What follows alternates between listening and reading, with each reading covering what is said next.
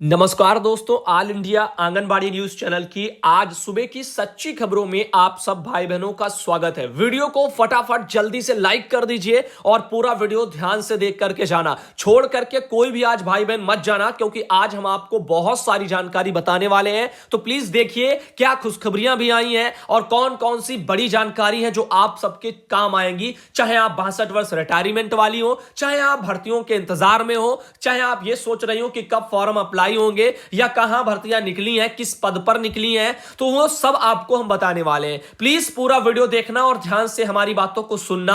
आपको बहुत सारी जानकारी इस वीडियो में हम दे करके जाएंगे। सबसे पहला सवाल, सबसे पहली बड़ी खबर, इसके लिए फटाफट जल्दी से सभी भाई बहन लाइक करिए वीडियो को और चैनल को भी सब्सक्राइब करके बेल दबाना, ताकि सुबह शाम की खबरें आपके फोन में आसानी से पहुंच जाएं। तो प्लीज सब्सक्राइब कर लीजिए। प्रभावती बहन है, उनको हमने कल मैसेज किया था और मैंने उनसे पूछा था कि बहन जो है 62 वर्ष वाली जो बहनें हैं जो रिटायर हो चुकी हैं, उनके मामले पर क्या सुनवाई हुई है। कोर्ट में 62 वर्ष वाली बहनों का रिटायरमेंट मुद्दा कोर्ट में चल रहा है, तो कोर्ट से जो है वहां पर अभी कोई हल नहीं निकला है। उन्होंने कहा है अभी कुछ नहीं हुआ है, मामला विचाराधीन में पड़ा हुआ है, यानी अभी ऐसे ही सब चल रहा है, ठंडे बस्ते में मान के चलिए। इसके अलावा बात करते हैं गिरीश कुमार पांडे जी, उनकी भी याचिका जो है हाई कोर्ट में पड़ी हुई है। उनकी याचिका पर बहुत पहले सुनवाई जब हुई थी पिछली वाली, तब हाई कोर्ट ने कहा था सरकारी वकील से, या कहो बोलो कि विभाग के वकील से, विभाग को बोला गया, सरकार को बोला गया, जो भी आप समझ सके वो आपके शब्दों में,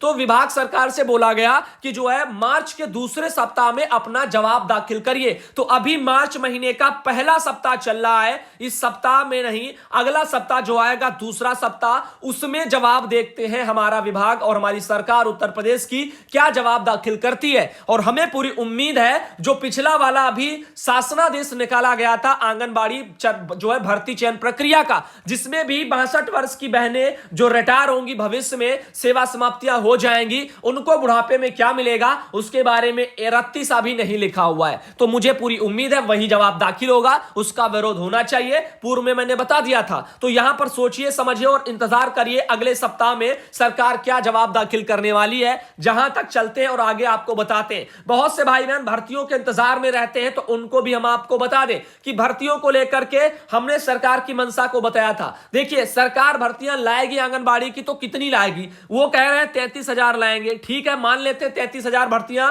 उत्तर प्रदेश में आ जाएंगी। रिटायर कितनी बहनें की गई हैं, जरा आप लोगों को अंदाजा है कितनी की गई हैं? 50,000 60,000 लगभग बहनें रिटायर की गई हैं। और नौकरी कितनों को भी दी जाएगी, अगर नौकरी आई तो, वरना जो सरकार ने चयन प्रक्रिया का शासनादेश निकाला है जल्दी जल्दी में, जिसमें रिटायरमेंट पर कुछ भी उनको नहीं मिलेगा, ऐसा जो है उसमें प्रावधान है। तो आप सोचिए जरा कि ये किसके लिए, ये मार्च के दूसरे सप्ताह में सरकार विभाग को, जो प्रशासन को जवाब दाखिल करना है, वहां पर यह चयन प्रक्रिया वाला शासनादेश लगा दिया जाएगा और दिखा दिया जाएगा वहां पर कि जो है रिटायरमेंट पर कुछ भी देने का प्रावधान नहीं है। 62 वर्ष में लिखा है कि मानदेय सेवाएं समाप्त हो जाएंगी, ऐसा करके यह कर दिया गया। अब आप सोचिए कोर्ट में कब जो है फैसला दिया था और कब क्या बोला कि इसमें यह लगाइए और अपना जवाब दाखिल करिए, तो वो जवाब देने के लिए वो वहां पर कर रहे हैं। फिलहाल आगे चलते और बताते हैं। बहन है, इनका कहना है कि आपसे पूछ रही हूं, कृपा करके वीडियो में जरूर बताइएगा, हम वेट करेंगे। फिरोजाबाद से हैं कि जैसे मेरे ब्लॉक में पहले सुपरवाइजर की कमी है, सिर्फ 2 ही है, अगर तो जैसे अप्लाई करना है तो कभी भविष्य में वैकेंसी आने पर ही कर सकते हैं, या फिर सीडीपीओ या फिर कोई अन्य अधिकारी भी करवा सकते हैं। कोई भी अधिकारी सुपरवाइजर के पद पर यूं ही वैकेंसी भर नहीं सकता। अब तो आंगनबाड़ी का पद भी ऐसे ही नहीं भरा जा सकता, जो पहले आम सभा बुला लो और ऐसे जिला कार्यक्रम अधिकारी भर देते थे। अब ऐसा कुछ नहीं है, अब डीएम महोदय की अध्यक्षता में सारी चीजें होंगी, वैकेंसी निकलेंगी, उसके बाद ही होगा। जब सुपरवाइजर के फॉर्म निकले तब अप्लाई करना और तब भरना, और जब आएंगे तो ऑल इंडिया की खबरों में खुद बताया जाएगा। आपका काम है कि सुबह शाम की खबरों को देखना, और जब जो होता जाता है हम वो बताते जाते हैं। अब देखिए अगली खबर पर आते हैं। रही बात भर्तियों की उत्तर प्रदेश में, तो उसके लिए भी बहुत से लोग परेशान हैं। भर्ती का फॉर्म कब अप्लाई होगा, डेट क्या है, कहां से करें, क्या करें, तो अभी हो ही नहीं रहा है। तो आपको कौन बताए और कहां से बताए, यही तो आपको कह रहे हैं कि इंतजार करिए, जब फॉर्म अप्लाई होंगे तो आपको खुद ही सच्ची खबरों में बताया जाएगा। और कब होंगे, बहुत से लोग पूछते हैं, तो भैया हमारी जेब में कुछ नहीं पड़ा, या हमें नहीं निकालना है कि इतनी डेट को हम निकालने वाले, तो हम बता दें और अपने बात पर अड़े रहें। विभाग लाएगा भर्तियां, और वो कब लाएगा, क्या कहते हैं, वो वही जानते हैं। वो अपनी कहे पर कभी जो है उसको पूरा नहीं कर पाते। तो प्लीज इंतजार करिए और सच्ची खबरों के साथ में चलिए, जब जो होगा उस पर भरोसा करिए। भविष्य में क्या होगा ये कोई कोई नहीं कह सकता। सरकार ने तो प्रमोशन के लिए भी तो कहा था आप सबके, 2017 से 2021 चल रहा है, अब आप सोचिए अभी तक प्रमोशन की प्रक्रिया पूरी नहीं हो पाई है। बड़े शर्म की बात है। तो आप सोचिए कि कैसे भर्तियां कह दी जाए कि फला फला जो है महीने में आ जाएंगी। तो प्लीज इंतजार करिए, यही जो है एकमात्र सच्चाई है। और आप अगर इसको जो है अपने अंदर नहीं समा सकते तो फिर आप जो है परेशानी रहेंगे जीवन भर। आगे आपको बता दें, ये देख लीजिएगा, एक मैसेज आया हुआ है यहां पर, आनंदीबेन पटेल राज्यपाल आई थी, तो हमारी ये बहन है और यहां पर देख सकते हो मार्च वगैरह में ये सब चीजें हुई हैं। आनंदीबेन पटेल ये रही और ये यहां पर देखिए कुछ कार्यक्रम भी मनाए गए। अब यहां पर समझने लायक बात वो हम आपको बताना चाहेंगे। ये तो आपकी राज्यपाल हो गए आनंदीबेन पटेल, जहां पहुंची है वहां पर व्यवस्थाएं देखिए कितनी जो है एक नंबर क्लास की बना दी गई। ठीक है, इनके अलावा ये रही वो शायद गर्भवती महिलाएं, और ये हो गई अन्नप्राशन वाली। गर्भवती जो है महिलाओं को टोकरी फलों की भरकर के इतनी दे दी गई।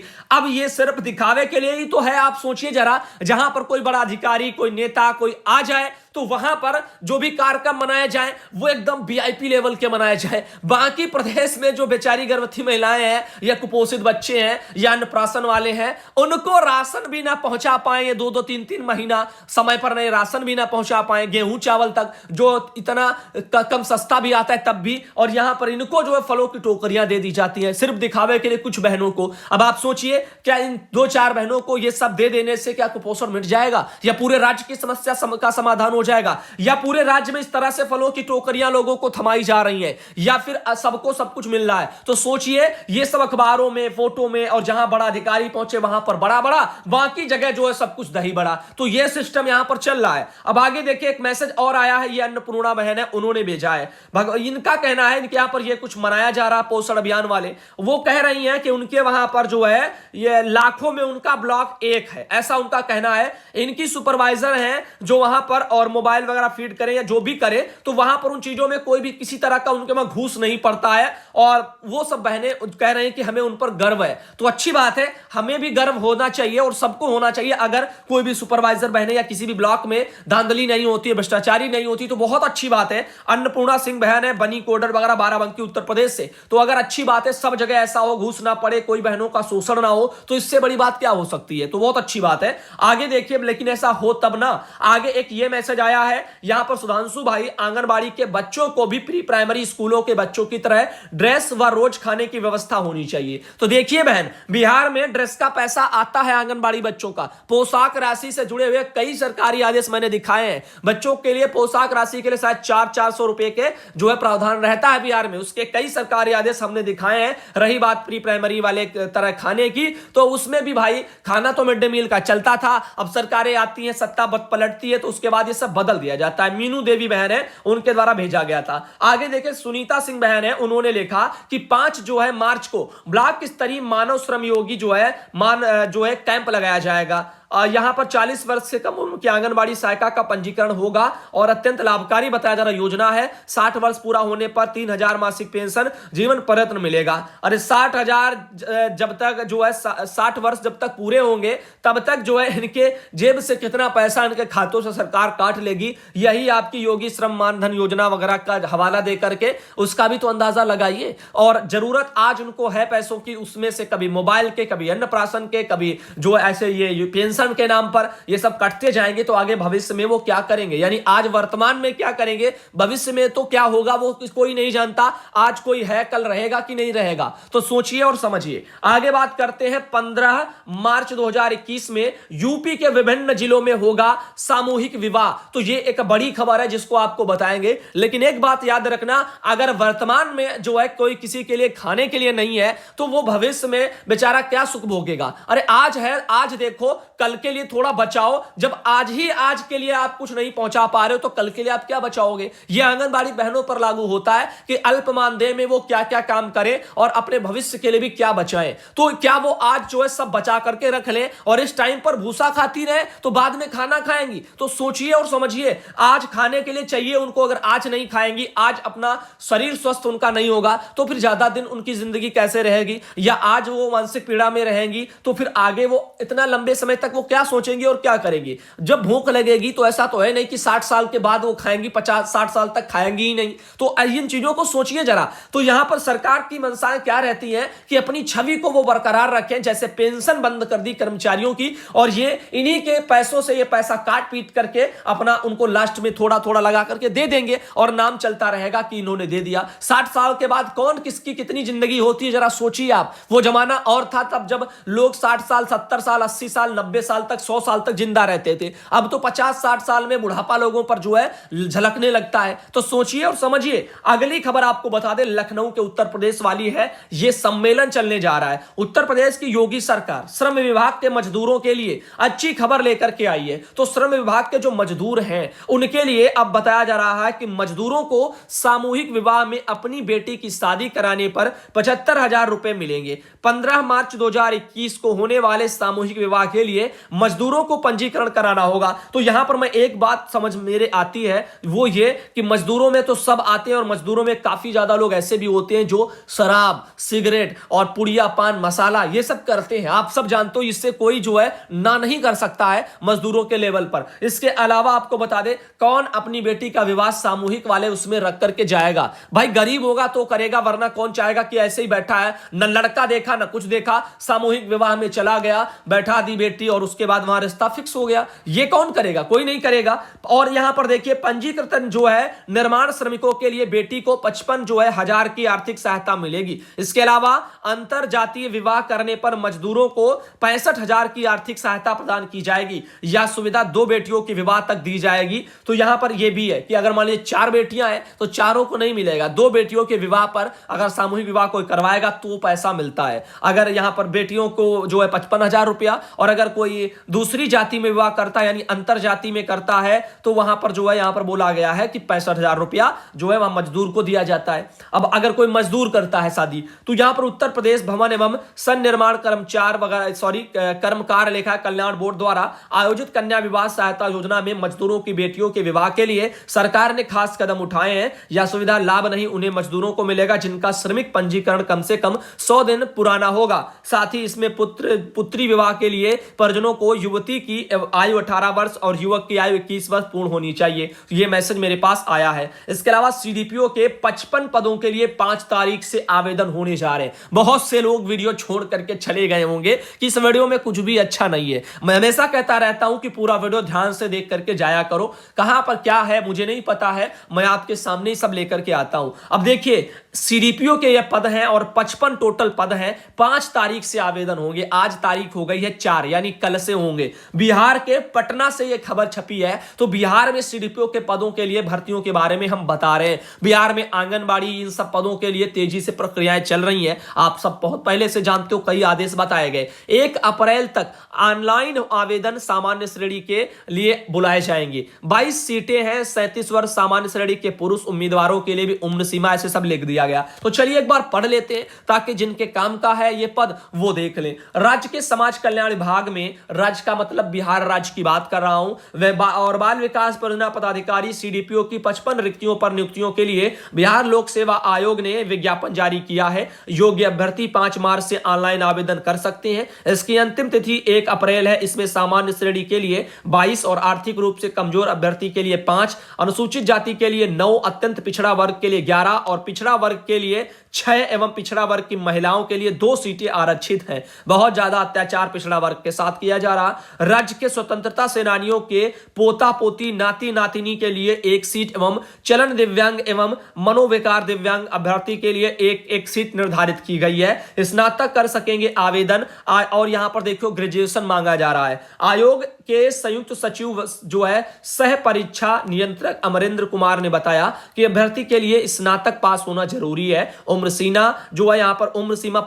सामान्य श्रेणी के लिए पुरुषों के लिए 21 वर्ष है और अधिकतम जो है 37 वर्ष है। पिछड़ा वर्ग, अत्यंत पिछड़ा वर्ग के लिए महिलाओं के लिए 40 वर्ष वगैरह है और अनुसूचित जाति जनजाति के महिलाओं के लिए 42 वर्ष है। प्रारंभिक परीक्षा में सामान्य ज्ञान के एक पेपर की परीक्षा 150 अंकों की होगी और मुख्य परीक्षा में अनिवार्य विषय में सामान्य हिंदी, सामान्य अध्ययन, पेपर 1, पेपर 2 एवं वैकल्पिक विषय के रूप में गृह विज्ञान, मनोविज्ञान, समाजशास्त्र, श्रम एवं समाज कल्याण विषय शामिल किए किए गए हैं। साक्षात्कार 120 अंकों का होगा। प्री परीक्षा के आवेदन के समय मुख्य परीक्षा के लिए वैकल्पिक विषय का चयन अनिवार्य होगा। वैकल्पिक विषयों का मानक पटना विश्वविद्यालय का ऑनर्स वगैरह कोर्स वगैरह होगा। ये सब चीजें हैं और बाकी चीजें आप अपना अलग से भी पता कर लेना, फॉर्म अप्लाई करना तो नोटिफिकेशन भी डाउनलोड वहां से करवा लेना कैफे से। आगे बात करते हैं, बीएलटी का प्रशिक्षण चल रहा है 4 दिवसीय बदायूं जनपद में इस्लाम नगर में। बहनों ने फोटो भेजा है। एक और बहन है नीतू वर्मा, उन्होंने भी एक ये मुझे जानकारी भेजी है। प्रथम बुधवार को सैम मैम बच्चों की जो है स्वास्थ्य जांच की रिपोर्टिंग के संबंध में ये बोला जा रहा।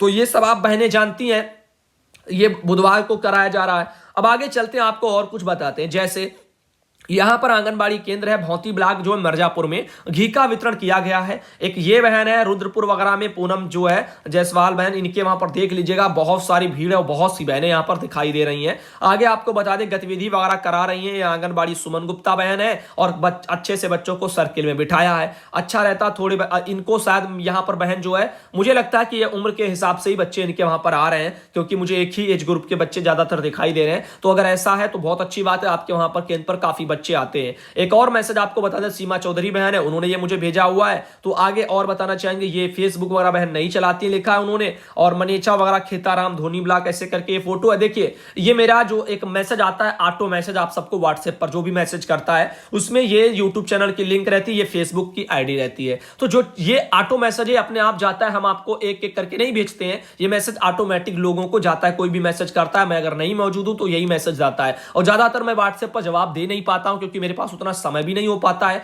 यहां पर अनीता बहन है, उनके द्वारा ये कुछ तस्वीरें भेजी गई हैं जिन्हें आप देख लीजिएगा, अन्नप्राशन मनाया गया है। और एक ये बहन है, इनके द्वारा भी ये सब जो है तस्वीरें भेजी गई हैं, सुनीता बहन है ये। और इन्होंने जो बच्चे का वजन लिया है वो गलत है। क्यों? क्योंकि यहां पर आप देख लिए बहन ने हाथ लगा करके बच्चों को पकड़ रखा है और ऐसे सही वजन आ ही नहीं सकता है। इनके अलावा यहां पर देखिए ये उन्होंने अपना लंबाई मापा है, तो लंबाई में छोटा बच्चा है, इस तरह से उनकी मापी गई है। आगे देखिए, भाई जी नमस्कार, मैं आंगनबाड़ी कार्यकर्ती कुसुम, जिला आजमगढ़ ब्लॉक जो है यहाँ वहां से हैं, और ये सुपोषण मेला उनके वहां पर मनाया गया है। एक ये बहन है, इन्होंने देखो दूध घी का वितरण किया है, सुदामा वगैरह देवी बहन है। इनके अलावा एक ये बहन आई है और ये सलोन ब्लॉक से है, संगीता मौर्य बहन। एक ये मिथिलेश कुमारी बहन है और इन्होंने भी एक ये फोटो भेजा हुआ है। तो यहां पर ये एक तस्वीर उन्होंने भेजी है। एक ये बहन है, भैया इससे वीडियो चैनल पर दिखाइएगा। और यहां पर पेड़ में देख लीजिएगा, आकृति भी बढ़िया लगी बनी हुई है। साथ ही साथ बता दें कासगंज से है सविता वर्मा बहन है। इनके अलावा एक ये मैसेज आया है शाहपुर वगैरह से कोई बहन है, नाम इन्होंने लिखा नहीं है। आगे एक ये बहन है और इन्होंने भी मुझे ये हरदोई से है, कछोना वगैरह से है, और दूध घी का इनके वहां पर वितरण कराया गया है। फिलहाल के लिए आपको बता दें, इनका कहना है कि केंद्र देख रही है, तीसरा केंद्र जबरदस्ती वगैरह से पकड़ाया गया, ऐसे करके उन्होंने बोला है। लाभार्थी ज्यादा है, दूध की कमी है, कम आया है, ऐसे में हमको हमारी बहनों को वितरण करने में दिक्कत आ रही है। 6 रोज में 3 जो है ऐसे कुछ लिखा, केंद्र घी का वितरण किया है, सरला सिंह ऐसे करके। तो ऐसे चीजें दिक्कतें भरी इनके वहां पर देखने को मिल रही है। अब यहाँ पर देखिए, यह सीमा शर्मा बहन है, उनके द्वारा ये भेजा गया है, दूध घी का वितरण भी है और ये वहां पर रंगोली भी बनाई गई है। आगे आपको बता दें, ये रहा उनके वहां से एक मैसेज भी मेरे पास आया। एक ये संजना सिंह बहन है, उनके द्वारा ये तस्वीर भेजी गई है। एक ये लक्ष्मी देवी बहन है, उनके वहां पर भी वितरण किया गया। फोटो बहुत सी बहनें भेज देती हैं। और यहां पर आप देखिए पूनम बहन है फतेहपुर से, उन्होंने भी फोटो भेजी है। इनके अलावा ये एक बहन है और इन्होंने अपने वहां से फोटो भेजा हुआ ये। और फिलहाल के लिए जो है मोहनी शायद बहन है। और यहां पर देखिए एक और ये बहन है पिपरावा से ममता गुप्ता बहन, इन्होंने भी एक ये फोटो भेजा है। इनके अलावा यहां पर बात करते हैं एसडीएम सर आए थे और वहां पर भी ये देख लीजिएगा ब्रजेश बहन है शायद, उन्होंने ये फोटो भेजा हुआ है। आगे चलते हैं और आपको बताते हैं, एक मैसेज आया अनस के नाम से भाई है, या अंश सॉरी भाई होंगे, और उन्होंने ये चीजें भेजी हैं। चलिए यहाँ पर इनके मैसेज को हम देख लेते हैं। यहाँ पर ये एक दूध और घी को लेकर के उन्होंने बातें कही हैं, और शायद सामूहिक विवाह के बारे में जो मैसेज आया था वो भी शायद इन्हीं भाई ने मेरे भेजा हुआ था। तो बहुत बहुत इनको धन्यवाद। तस्वीर आप यहाँ पर इनकी देख पा रहे होंगे। आगे चलते आप लोगों को अगले वीडियो में दोस्तों मिलने वाले हैं। आज का वीडियो कैसा